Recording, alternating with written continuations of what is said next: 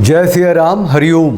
Channel को like कीजिए, share कीजिए, सब्सक्राइब कीजिए, बेल आइकन को प्रेस कर दीजिए नोटिफिकेशन के लिए और ज्वाइन बटन को क्लिक करके प्लीज़ चैनल की सदस्यता लीजिए, सामाजिक परिवार को बड़ा कीजिए, मेंबरशिप लीजिए। ये जो आपके सामने टेलीफोन नंबर है ये आपके लिए है, यूपीआई है। चैनल आपकी मदद से, आपके कंट्रीब्यूशन से और आपके मोटिवेशन से चलता है, इस बात को हमेशा याद रखिए। अभी क्या है कि वक्फ बोर्ड के ऊपर जजमेंट आया, कुछ वर्डिक्ट आया अंतरिम, है ना। तो रिएक्शंस हैं बहुत सारे सोशल मीडिया पे। जो टीवी है, जो बड़े बड़े न्यूज़ चैनल्स हैं, उसमें भी पक्ष और विपक्ष अपने पिले हुए हैं एक दूसरे में कि सुप्रीम कोर्ट ने इनकी बात मानी, सुप्रीम कोर्ट ने उनकी बात मानी। मैं यहाँ ये कहने के लिए आया हूँ कि वक्फ बोर्ड कानून संशोधन ही मूत्र विसर्जन था। पहले संसद ने किया, अब सुप्रीम कोर्ट ने किया है। वो जो यूट्यूबर्स हैं और बड़े बड़े हैं, राइट विंगर से माने जाते हैं, अजीत भारती बहुत अच्छा बोलते हैं, उन्होंने भी ऐसा लिखा है कि सुप्रीम कोर्ट ने तो मूत्र विसर्जन कर दिया वक्फ बोर्ड के ऊपर। तो मैं ये कहता हूँ कि सुप्रीम कोर्ट क्यों किया भाई, संसद ने क्यों नहीं किया? बंटवारे के बाद के भारत में वक्फ बोर्ड संशोधन का क्या मतलब है? और सुप्रीम कोर्ट को पहली बार ऐसा थोड़ी किया है। हिंदुओं की जो मन स्थिति है, जो बंटवारे के बाद के भारत में जो वो सोचते हैं कि बंटवारा तो हो गया तो अब तो ये हिंदुओं का है, कम से कम हिंदुओं के लिए कोई कानून हो, थोड़ा सा आराम मिले, तो उनके वोट से राक्षस बने हुए हैं और काम करते हैं उनके लिए जो राक्षस हैं। इस पर थोड़ी सी बात करने के लिए आया हूँ। देखिए, एक हैं वैदिक विजडम, वो लिखते हैं, उन्होंने ऐसा लिखा है कि मोदी ने कहा होगा ओवैसी से कि अरे ओवैसी, संसद में ये वक्फ बोर्ड जो संशोधन है उसको पास होने दे, सुप्रीम कोर्ट से इसको रुकवा दूंगा। ठीक है, तो कहते हैं ये है मोदी का मास्टर स्ट्रोक। मैं कहता हूँ कि ये सब एक जो है ना सुनियोजित बातें हैं ना, हिंदुओं की माँ की आँख, ये सब एक सुनियोजित मसला है और होता रहा है, ये एक ट्रेंड है ना। गांधी से मोदी तक हिंदू नेता रहे हैं और हिंदुओं को ही इन्हें पेलना है। ये जो है अभी एक ट्रेंड है मोदी सरकार की कि क्या कहते हैं, ये विपक्ष ने काम करने नहीं दिया, एनजीओ ने काम करने नहीं दिया, सुप्रीम कोर्ट ने काम करने नहीं दिया, अमेरिका तक पहुंच जाते हैं, उसने काम करने नहीं दिया। ठीक है, ये तो हो गया। अब विपक्ष में कौन है?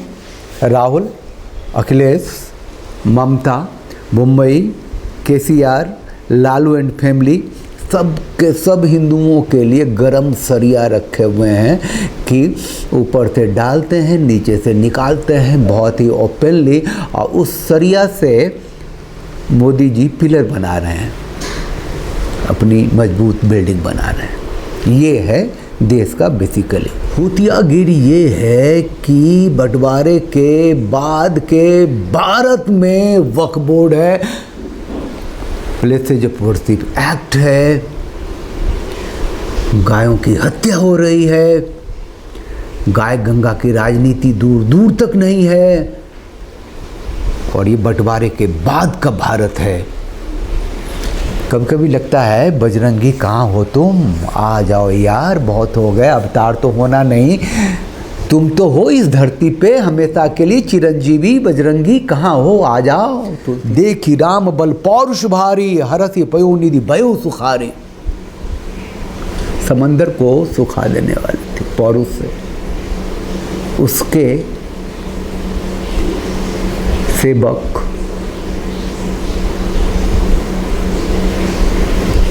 अष्ट सिद्धि नवनिधि के दाता, असबर दीन जानकी माता। क्या नहीं है, अब कोई रास्ता तो दिख नहीं रहा। ये हिंदू सत्ता की व्यवस्था, सनातनी सत्ता की व्यवस्था बंटवारे के बाद में बनी नहीं कभी। 8वें 10वें 15वें पता नहीं, आप हिंदू हो, सनातनी हो, तो आप यहाँ के नागरिक हो तो किस रूप में हो, कैसे हो। ऐसा नहीं है कि सरकारी जो सत्ता की व्यवस्था है वो यहाँ दिमाग से प्ले हो रहा है, खेल रहे हैं। हिंदू लोग ही हैं ना, रामायण जलाते हैं, हिंदू धर्म ग्रंथ जलाते हैं, नीली आर्मी तैयार हो गई है, शपथ खाते हैं,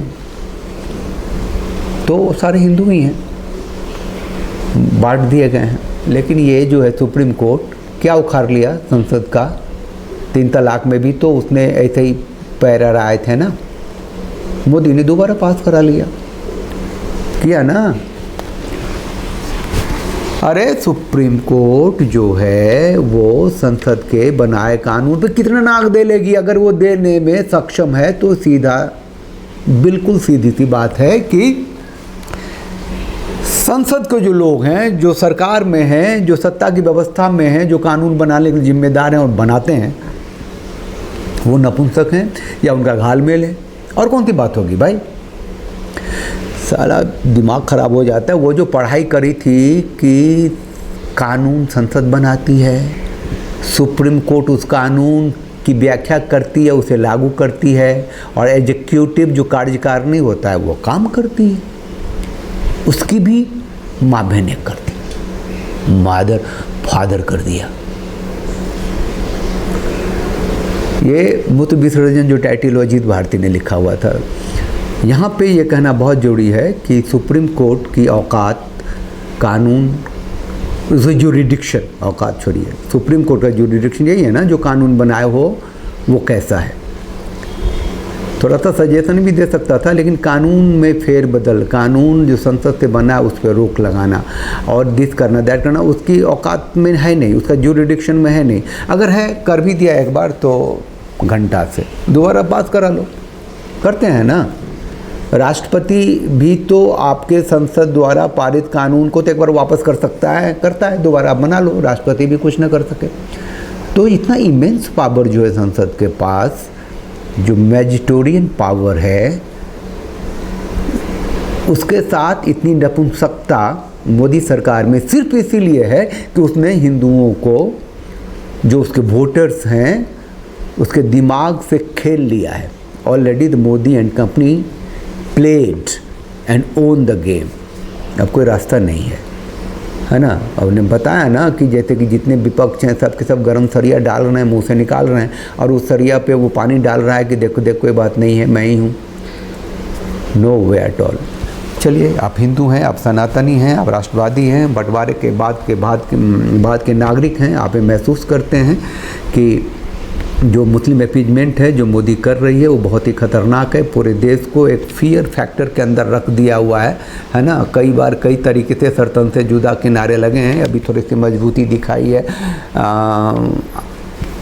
उत्तर प्रदेश के योगी जी ने, तो वहाँ थोड़ी सी सुरक्षा दिखती है, लेकिन उनके भी जो ताऊ हैं और खलीफाए हिंद हैं, जो उस्ताद हैं, वो तो मोदी ही हैं। खतरा तो है। तो मैं कहता हूँ, ऐसी बातें जब करने के लिए आता हूँ तो अंत में ये कहता हूँ कि आपका जो धर्म की अथॉरिटी है उस पर बने रहिए, अगली पीढ़ी तक उसको हस्तांतरित कीजिए। कोई अवतार हो या न हो, जो अगली पीढ़ी है वो अपना रास्ता ढूंढेगी, तलाशेगी, लड़ेगी, संघर्ष कर लेगी। लेकिन एक समस्या ये भी है कि अगली पीढ़ी तक अब जाएँ तो सही, बच्चे पैदा करना ही छोड़ दिए हैं। हमारी पीढ़ी के लोग 2 पे आए थे, और हमारे बाद की पीढ़ी है वो तो 30 साल 35 साल तक तो प्लान ही करते रहते हैं, एक भी कर ले तो एहसान है। तो इसे भी ख़त्म ही होना है। तो अच्छा है, मोदी एंड कंपनी ख़त्म कर रही है, करने दीजिए। ये मूत्र विसर्जन वक्फ बोर्ड पे छोटा शब्द है, बहुत ज़्यादा नहीं कह सकते ना, मीडिया है, आप समझिए कि वो कह दिए जो नहीं कहना चाहिए था, क्योंकि वक्फ बोर्ड होना ही नहीं चाहिए, कोई मतलब ही नहीं है इसका। जिस राष्ट्र की 8% मुसलमान यहाँ से गए थे, बाकी तो यही रह गए थे ना, तो ऑलमोस्ट 25% ऑफ द लैंड बटा था ना, गया था ना पाकिस्तान को, जो आज उसी का एक देश बांग्लादेश भी तो बना हुआ है। ठीक नहीं है ये सरकार जो है वो गांधीयन आइडियोलॉजी की है, गांधीयन फिलॉसफी की है, जिससे बंटवारा हुआ उसी से देश चल रहा है। और वो तमाम मोदी एंड कंपनी वही काम कर रही है जिससे कि हिंदू कटे बटे मरे और भविष्य उनका अंधकारमय हो। राम जन्मभूमि बना दिया ना, संसद से बना देता है ना, तो राम जन्मभूमि बन जाती।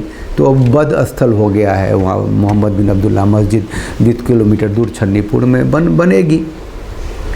तो वो मक्का मदीना लोग जाएंगे कि यहाँ आएंगे, मोहम्मद बिन अब्दुल्ला सीधा नबी के नाम पे है ना वो। तो अयोध्या अब राम के लिए कितना याद रख पाएंगे? आपसे ज़्यादा लोग पूरी दुनिया के लोग है ना, उनके भी तो कहते 55-56 मुल्क हैं, सारे आएंगे ना मोहम्मद बिन अब्दुल्ला मस्जिद। तो देख लीजिए, नींव डाल दी है पुख्ता। आने वाले दिनों में संघर्ष की, हत्याओं की, नरसंहार की नींव डाली गई है, छोटी बात नहीं है। और वक्फ भी ऐसा ही मूत्र विसर्जन है तेजाब वाली। चलिए साथ रहिए, साथ दीजिए। जो सरकार कर रही है आप रोक नहीं सकते, जो सुप्रीम कोर्ट कर रही है रोक नहीं सकते, क्योंकि सरकार और सुप्रीम कोर्ट के बीच में घालमेल है। इस बात को तो आप भी जानते हैं और अभी मैं बोल भी रहा हूँ, क्योंकि सत्ता की व्यवस्था ही वही है जो सेकुलरिज्म के नाम पे हिंदुओं को जूते की नोक पे रख के चल रही है। साथ रहिए, साथ दीजिए। जय सिया राम, हरिओम।